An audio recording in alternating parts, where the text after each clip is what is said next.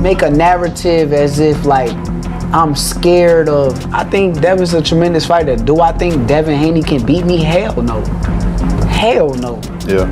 For me personally, I'm on a different level than everybody. Yeah. And when it comes down to boxing, because Devin, he's a boxer. It's on him. You know what I mean? It's on him. He knows that he's going to get this fade sooner or later. So it's only a matter of time. Obviously, we can't go down. You know, we can't go down to 135. So, you know, he would have to come up. And, you know, he can get this work anytime. He ready. I see greatness, man. I see greatness.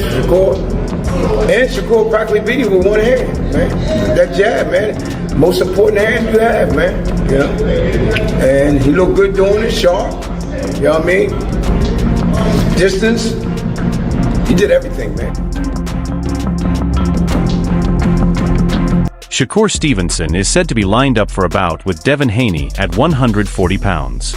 He has agreed to the rehydration terms and is fully assured that his ability gives him an edge over anyone put in front of him. So all of these guys, if y'all want me to come to 147, I'm coming in with rehydration clause. I don't even do that. But why am I going up to these guys' weight classes if I'm not? Devin Haney has made it clear that a matchup with Shakur Stevenson is inevitable. He's spoken with resolve and intent, signaling that he's fully committed to making the fight a reality and genuinely wants it to happen. Shakur still at 135. You can't, you know, say your name without saying Shakur to your female tank, right? It just is what it is. Is that fight going to ever happen? Would it ever happen against you and Shakur? 100%, yeah. I think so. I think it. You think Shakur will grow into whatever weight you're in? I mean, we're all of us is close to the same size. You know, we're all growing together. We're all like, you know, getting bigger. So, and it's only so many guys, like y'all said, it's only so many guys that we could make big money and people want to see the fights, which even though I know that they making new guys, it's guys like Kermel, Abdullah, all these guys want to come up too. So eventually they gonna be there too. But yeah, no, I think that a fight with Shakur is very much possible. We try to make it happen. Shakur Stevenson has stated that he has no fear of Devin Haney.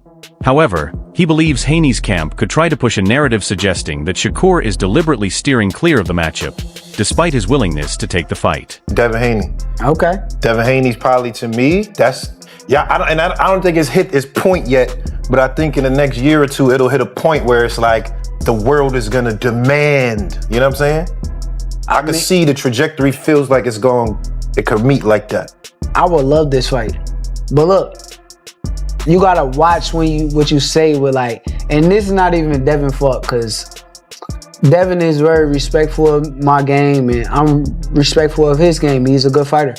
But his fans will clip and twist and turn things into something that is not. So I try to be real careful on what I say. True. This is guy Jay on Twitter. He a big Haney fan. He be always clipping and changing stuff, Jay. Yeah, they gonna make a narrative as if like I'm scared of. I think Devin's a tremendous fighter. Do I think Devin Haney can beat me? Hell no. Devin Haney is focused on validating himself at the highest level, actively pursuing matchups with elite opponents such as Shakur Stevenson as he looks to define his legacy and prove his place among the best.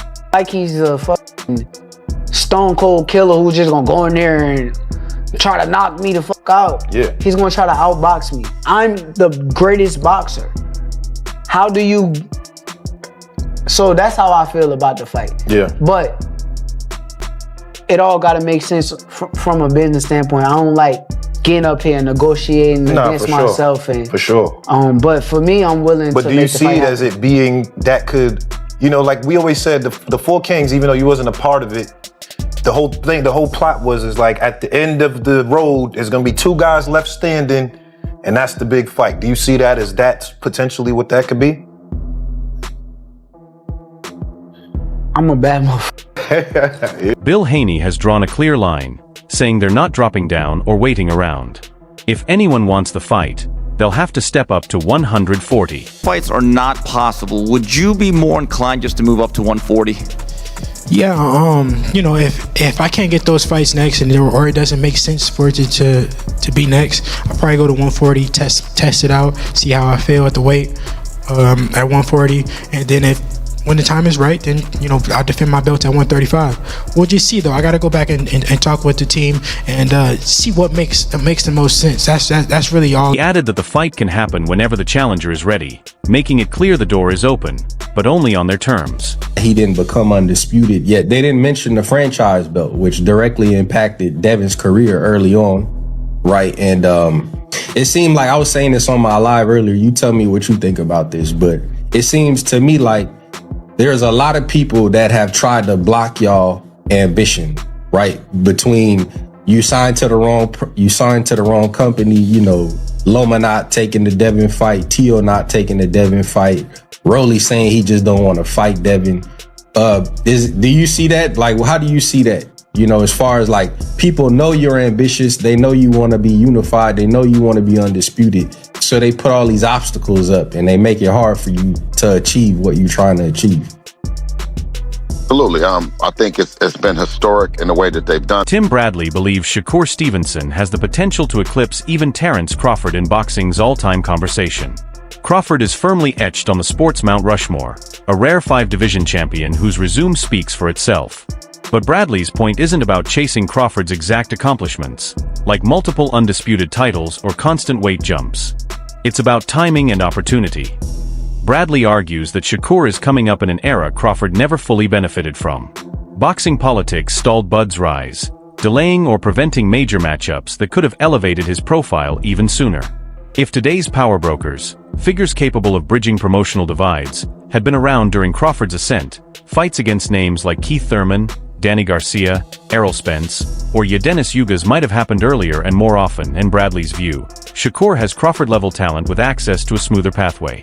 That combination, if maximized, could allow Stevenson to build a legacy that goes even further, not by copying Bud's path, but by capitalizing on opportunities Bud never had. So we must keep our composure and our patience and understand that it's part of the process when you're that good. You know what I mean? We can't say it any other way. You know, they're running out of narratives. You know what I'm saying? And, you know, it's what the people want to see. We don't never say, okay, you know, well, this guy has done something wrong or he did bad business. So, you know, we'll never do it. Obviously, you know, when we go through negotiations and we spend time in there, whether it's put something together for Richard Hitchinson, for him to come back later and to say, you know, I want that fight. Well, when we were trying to make the fight, we couldn't. You didn't want to negotiate. You went somewhere else. When we were negotiating with Shakur Stevenson, instead of him negotiating with us, he said that he's going to go somewhere. Taking that into account, Shakur is coming up in a moment where elite competition between 130 and 135 pounds is not only deep, but realistically within reach. The landscape is open in a way it hasn't always been, giving him the chance to stay active against high-level opponents instead of waiting years for doors to open. The list of potential fights is stacked. Devin Haney, Lamont Roach, Oshaquah Foster, Gary Russell Jr., Dalton Smith, Brian Garcia, and several other dangerous names hovering around those divisions. These are the kinds of matchups that define careers, not just rankings. Bradley's argument goes beyond raw talent. He believes Shakur isn't just capable of sharing the ring with this level of competition, he's positioned to consistently come out on top. If those opportunities materialize and Shakur capitalizes on them, his resume could grow rapidly, shaping a legacy built on quality wins and sustained dominance. In that scenario, his impact on the sport could rival, or even surpass Crawford's, not by mirroring his path, but by maximizing what this era uniquely offers. I feel like Shakur, just like Crawford was with me, Shakur has the ability to pass Terrence Crawford. Listen up. Now, not in the stance of becoming 3-time undisputed and, you know, going up to, you know, that many weight classes. Not from that standpoint. You know, he already has 4 weight classes. Crawford is a 5-weight division champion. But in a sense of having the opportunities that Crawford didn't have. You know, Crawford would have been even bigger than what he is if the politics didn't play into the sport at the time. And now that, you know, you have guys like Turki Al-Sheikh that are able to bridge that gap between promoters and, you know, make these big fights. Turki was around when Crawford was on his climb. You know, when Crawford couldn't get those big fights with like Thurman and Danny Garcia and Ugas, and, you know, he got it later with Sean Porter, but it was later. But imagine if Crawford was able to have that run and, you know, Earl Spence, Danny Garcia, Ugas, Keith Thurman, you know, the list goes on. If he would have had all those guys on his ledger, imagine how big Crawford would be. He would be even bigger than what he is today. You know, bigger than what he is today. So with that being said, you know, with these fighters hovering around 135, these talented fighters, hovering around 135, 130, you know, guys like, you know, O'Shaquie Foster, like I mentioned, going to go up to 135. He's big enough to go to 135. Ain't he going to concede to that? I doubt it. So there's a major obstacle in the way. But nonetheless, as you watch these two fighters fight, you can clearly see, outside of cheating, they're more than likely not going to lose, right? With that said, Devin Haney immediately responds to Shakur. Shakur responds to Devin, right? Again, we had the initial four kings. It was Devin, Ryan, T.O., and Tank Davis, right? It was supposed to be the four kings 2.0, from the Marvin Hagler, Tommy Hearn, Sugar Ray Leonard, Roberto Duran. We had that four king era, but nobody mentions Wilfred Benitez. And the fact remains is Wilfred Benitez beat Roberto Duran as well. And Roberto Duran is 1-4 against those guys. He beat Sugar Ray Leonard the first time. Outside of that, Roberto Duran, he lost to he quit against Sugar Ray Leonard. He got knocked out brutally by Tommy Hearns. He got outboxed by Marvin Hagler and outclassed by Wilfred Benitez. Right? But he's overshadowing Wilfred Benitez. And I felt like these guys, Devin Haney, Ryan Garcia, Tank, and T.O., overshadowed Shakur Stevenson. And now Shakur Stevenson has shined the light by dominating Teofimo Lopez. After the fight, Conor Ben comes into the ring. They talk, have some words, but Shakur Stevenson said, I want to put that same rehydration clause you put on Chris Eubank. Tell me, what did you get out of that moment in the ring? Well, you know, I heard on the press conference where I think it was his manager said that, you know, that was a clown move, but I think Shakur invited that, you know. I don't even know if I would have said all that about Conor being right then, you know, but I think he really wants that fight. He really wants the money for the fight. You know, he been saying that. And now he came through victorious. You know, I think he really wants that money for that fight. He wants the money for the fight. Legacy fights, accomplishments, because now Shakur is a 4-weight world champion. Devin is a 3-weight world champion. Devin was undisputed, but now Shakur is a 2-time lineal champion. You know, so he's a 2-time Ring Magazine winner. You know, 2-time unified champion. If you want to add the ring, as far as with the WBO, he was unified at 130. You know, so he's a 2-time unified champion, 2-time lineal champion. Beat a guy like Teofimo Lopez, who rises to the occasion. Had a close fight with George Kambosos. You can make a claim that he was fighting out of frustration or out of emotion, you know, and that was it. He was in his prime too, you know. Josh Taylor seemed to be drained at 140. Not taking away from Devin, but he was already moving up to 47, they were saying. You know, Lomachenko was a little older and small. I see greatness, man. I see greatness. Shakur practically beat him with one hand, man. That jab, man. Most important hand you have, man. You know? And he looked good doing it, sharp. You know what I mean?